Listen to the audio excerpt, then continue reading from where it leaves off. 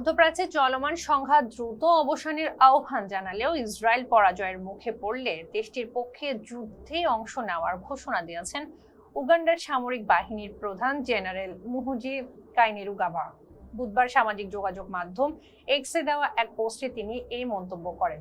উগান্ডার প্রেসিডেন্ট ইউওয়েরি মুসেভেনির ছেলে কাইনেরুগাবা লিখেছেন, আমরা চাই মধ্যপ্রাচ্যের যুদ্ধ এখনই শেষ হোক। জীবন অবাক না করলে কে করবে? 28% মিল্ক ফ্যাটের অবাক করার সাথে ফ্রেশ মিল্ক পাউডার। জীবন অবাক করুক প্রতিদিন। বিশ্ব এতে ক্লান্ত, কিন্তু ইসরায়েলকে ধ্বংস বা পরাজিত করার কোনো কথা উঠলে আমরা যুদ্ধে নামব ইসরায়েলের পক্ষে। তার এই বক্তব্য আন্তর্জাতিক অঙ্গনে নতুন করে আলোচনা সৃষ্টি করেছে। বিশ্লেষকদের মতে উগান্ডার সেনাপ্রধানের এমন মন্তব্য মধ্যপ্রাচ্যের চলমান উত্তেজনাকে আরো জটিল করে তুলতে পারে, বিশেষ করে যুক্তরাষ্ট্র ও ইসরায়েলের সাম্প্রতিক ইরান বিরোধী হামলা এবং এর পাল্টা প্রতিক্রিয়ার প্রেক্ষাপটে এই বক্তব্যকে তাৎপর্যপূর্ণ হিসেবে দেখা হচ্ছে। সম্প্রতি কাইনেরুগাবা আরও একটি কারণে আলোচনায় আসেন।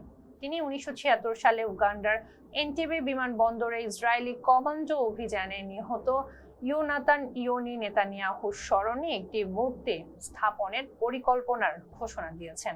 ইয়োনি ছিলেন বর্তমান ইসরায়েলি প্রধানমন্ত্রী বেনিয়ামিন নেতানিয়াহুর বড় ভাই। এদিকে ফেব্রুয়ারির শেষ থেকে মধ্যপ্রাচ্যের সংঘাত ক্রমে তীব্র আকার ধারণ করছে।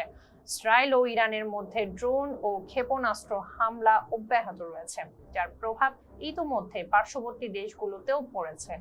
পরিস্থিতি শান্ত করতে আন্তর্জাতিক মহলের আহ্বান জোরদার হলেও সংঘাতের স্থায়ী সমাধান এখনো অনিশ্চিত রয়ে গেছে। ফেসডাবি সঙ্গে থাকার জন্য ধন্যবাদ। জীবন অবাক না করলে কে করবে? 28% মিল্ক ফ্যাটের অবাক করার সাথে ফ্রেশ মিল্ক পাউডার। জীবন অবাক করুক প্রতিদিন।